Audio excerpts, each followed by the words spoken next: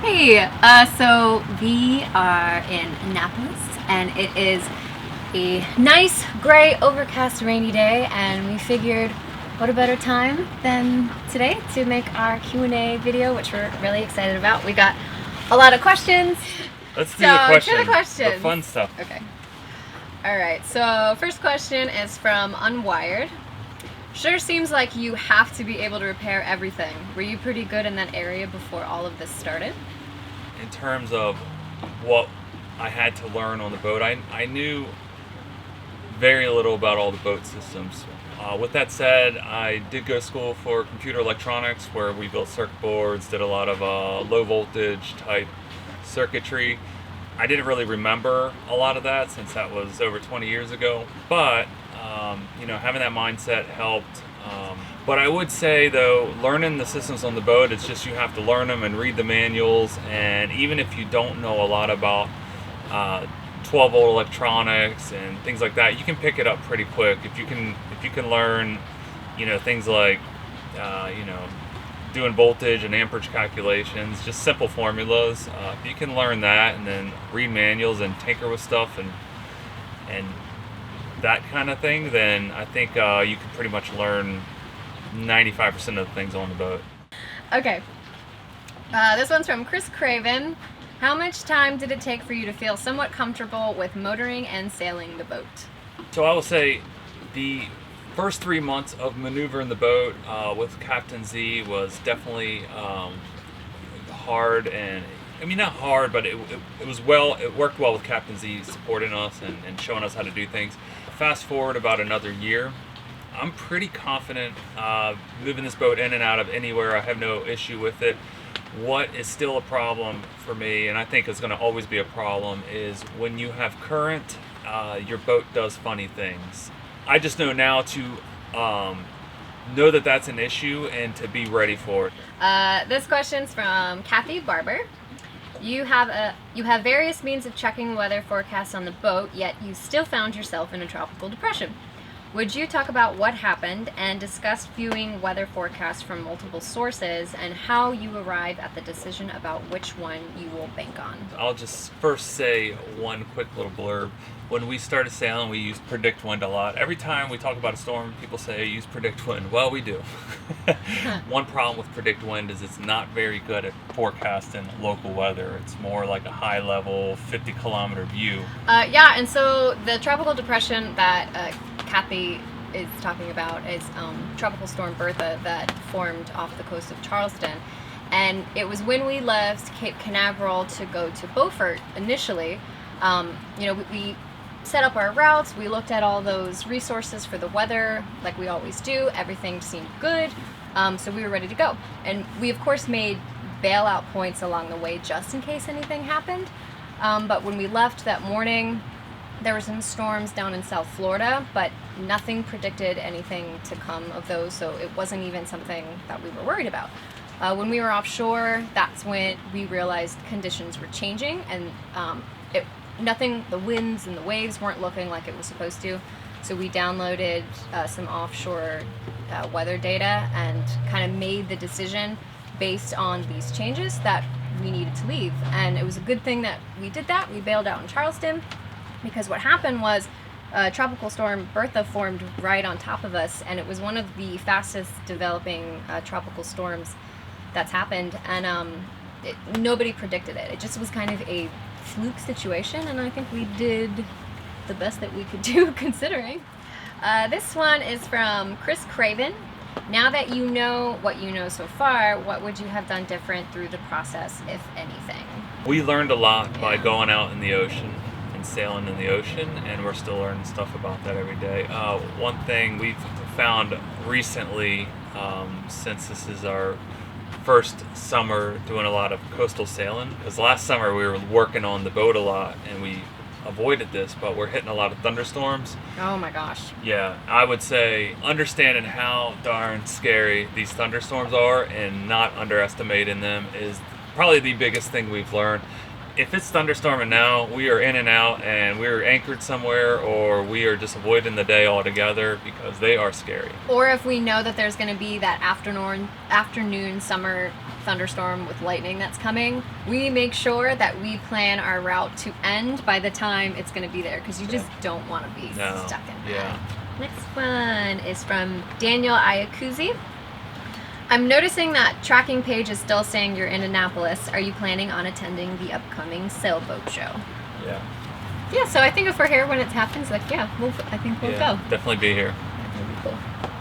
All right, this question's from Dennis Barber. How are all the solar panels working out, and are you able to operate on solar only? That's a question for you. Since we're in a marina, we power our AC by using the shore power, but the rest of our power, so all our electronics, lights, toilets, anything, refrigerators, freezers, that all runs off our solar. So they're great. I mean, it's a great system we put in. 100% happy with how the solar is working. Yeah. All right. Another question from Unwired. Reading some of your logs, it seems like a tough journey, and it's good to see that you guys are keeping it real instead of smiles and roses. How often do you think about heading back to the mainland? Not much for me, really. As far as like heading back to the mainland and getting rid of the boat, not really. I like the sailing life. It's been really cool so far. I don't feel like we're finished yet. I want to get to the Caribbean and do those islands. So if anything, if we're ever thinking about like mainland, it's like, what do we want to do in 10 years or something like that. But as far as right now, I don't really think about going back. This question's from Unwired. What have you liked the most, and what have you hated the most? I have liked the days where you have like beautiful sailing. When we came up here, when we first got into the Chesapeake, it was just an amazing day of sailing, and it was fun. The weather was beautiful. We had full sails out, plenty of wind, and we're just cruising. And that to me is what I've been looking forward to. So I think that's what I like the most. That is the thing, like having a beautiful sailing day, like sailing up to Winya, we sailed hard all day and it was beautiful, and the seas were calm, the wind was 15, 20. So we just had a great sail up there, and then we come in and we drop anchor and we have a drink, those are the beautiful moments, and those sailing days are beautiful.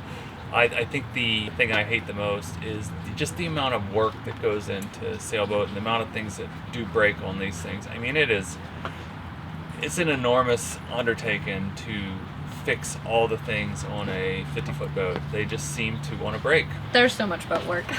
Yeah. Another question from Unwired. How do you feel about how much sailing instruction you received? Again, I think the instructions we got from Captain Z were mostly to maneuver the boat, points of sail, sailing the boat, pulling sails. That's not really a problem. That's something, again, I've been doing for over 5 years before we had the boat. So sailing is the easiest part of sailing, so to speak. I would agree. Motoring and not hitting things in the marina is tough. Working on the boat just nonstop is also probably the hardest thing. All right, question from Daniel Iacuzi. What advice would you give to someone wanting to follow your footsteps regarding leaving the land life for one of the sea? What factors were important when selecting your boat? I think leaving the land life, I tell this to anybody. People say they love to do something, but they don't put forth the effort to make some of the necessary adjustments needed, I guess, in other words. And I think it's because it's scary. Yeah, but I think if you make that leap and realize you have to do it to get there is a huge start. If they really wanted to do this and go offshore, I'd say, 1, make sure you like it. 2, make sure if you're bringing somebody on board with you, friends, family, partners, whatever, make sure that you guys work well together. And make a plan and stick to it. Know that, if you're not going to be working, make sure you have enough finances to keep you afloat. And then his other question was, how did you choose the boat? So the with this boat, I was looking for boats that I could afford and boats that seemed like they were blue water capable. So Practical Sailor had a lot of good things to say about this boat, and that's kind of what solidified the idea of, yes, this is the boat I want. This is the boat we can afford-ish, and it's newer production. So Beneteau being such a big boat manufacturer, I know they've gone through a lot of the, they've got a lot of experience building boats. So that was also one of the deciding factors. Yeah. And I guess just saying like advice if you're looking for a boat is, on top of that, is to also see if that boat has like a good maintenance record. Because we have used that, just the past history of what's been done on this boat to see what we needed to work on, because you can see how well your engines have been maintained, or not, because that could just, that could help prevent so many problems, or just help you see like what kind of quality boat you're going to be getting. That is crucial. I'm glad you said that. The last thing I would say is the size of our boat. I assumed that a 50-foot boat would be good for some ocean waves, and the size, and I think we kind of picked the right boat. I did read a lot of stuff before, like different books, and they said, cruising couples that went around the world and things like that, what is the one thing they all wished for? And everybody, or a good majority of them, said they wish they had a bigger boat, but it handles pretty well in the ocean. All right, we got one more. All right. Okay. Chris Craven asks, how did you decide on what boat you wanted, and what process did you go through to find one that was the same? Well, maybe I didn't get all of the replicated ones out. I guess our Q&A is over at this point. If you want to know the answer to that question, just rewind 5 minutes. Yeah. Fun. Hopefully we didn't talk your ears off too much, but we appreciate the questions. We like interacting like this. It's pretty cool. So yeah, this is cool. We'll definitely do another one of these.